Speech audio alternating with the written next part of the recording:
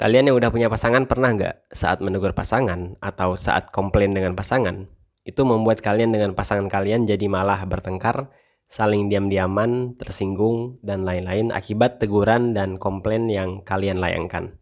Padahal niat kalian negur dan komplain itu baik gitu ya, tapi yang terjadi malah hal-hal yang buruk. Pernah nggak? Nah kalau pernah, maka barangkali ada yang salah dalam cara kalian berkomunikasi dengan pasangan. Nah, kesalahan ini terjadi karena banyak dari kita yang saat berkomunikasi dengan pasangannya, saat menegur atau komplain, atau mengoreksi pasangannya, itu seringkali dengan cara menyerang, menyalahkan, atau menjatuhkan pasangan. Padahal kita semua tahu bahwa tidak ada orang yang suka disalahkan, diserang, dan dijatuhkan.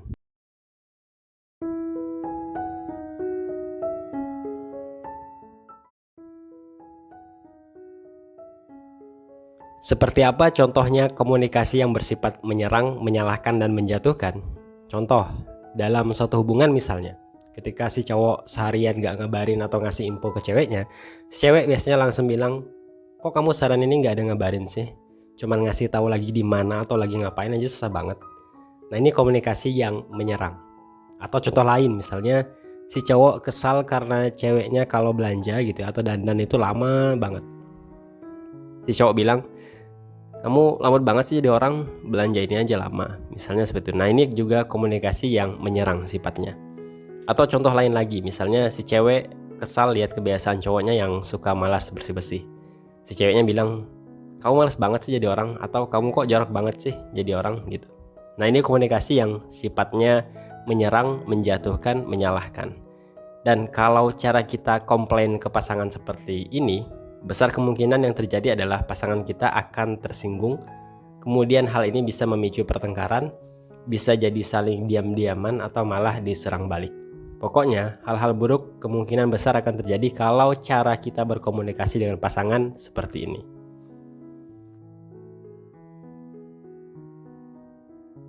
Lalu apa solusinya? Nah dalam buku The Real Marriage Life tulisan Nuni Tirtasari, solusi berkomunikasi dengan pasangan agar tidak memicu konflik ialah lakukan komunikasi asertif. Apa itu komunikasi asertif? Komunikasi asertif adalah kemampuan untuk mengkomunikasikan kepada orang lain apa yang diinginkan, dirasakan, dan dipikirkan dengan tetap menjaga dan menghargai hak-hak serta perasaan pihak lain. Kalau dalam suatu hubungan berarti yang menjaga perasaan pasangan kita. Kalau komunikasi yang destruktif ya, yang sering menimbulkan konflik, itu pusat sasarannya adalah orang lain atau si pasangan. Nah, sementara kalau dalam komunikasi asertif, yang menjadi fokus itu diri kita, keinginan kita, perasaan kita, dan pikiran kita.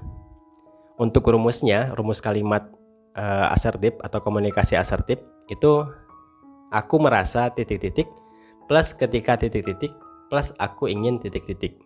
Contoh, kalau kalian kesal dengan pasangan kalian saat mereka tidak ngabarin kalian bisa bilang, aku sedih kalau kamu nggak ngabarin aku seharian. Aku tuh inginnya kamu ngabarin aku walau cuman sekali dua kali, yang penting ada.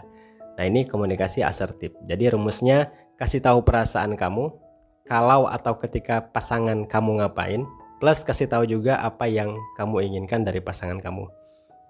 Atau bisa juga dengan ungkapan perasaan yang positif gitu ya, misalnya aku tuh senang. Nah senang ini kan perasaan positif ya. Aku tuh senang kalau kamu ngabarin aku kamu lagi di mana atau lagi apa. Jadi yang disampaikan adalah perasaan yang positif. Nah jadi menyampaikan perasaan itu tidak harus selalu perasaan yang negatif, tapi bisa juga dengan perasaan yang positif. Contoh lain misalnya, aku senang kalau kamu bantu aku cuci piring gitu. Aku senang kalau kamu bantu aku jemur pakaian. Dibanding misalnya kalau kita menegur pasangan, kamu kok main HP terus sih, coba jemur pakaian kayak apa, kayak malas benar jadi orang. Nah ini komunikasi yang bersifat menyerang, dan pasangan kalian pasti tidak suka dengan teguran atau komplain yang demikian. Intinya, komunikasi itu penting dalam suatu hubungan. Jadi agar hubungan kita dengan pasangan kita bisa damai, maka hindari komunikasi yang bersifat menyerang, menyalahkan, dan menjatuhkan pasangan kita.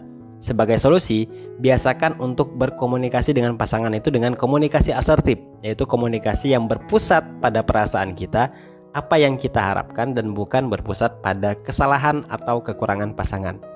Semoga wawasan singkat dari buku ini bisa membantu memperbaiki hubungan kita dengan pasangan kita. Terima kasih.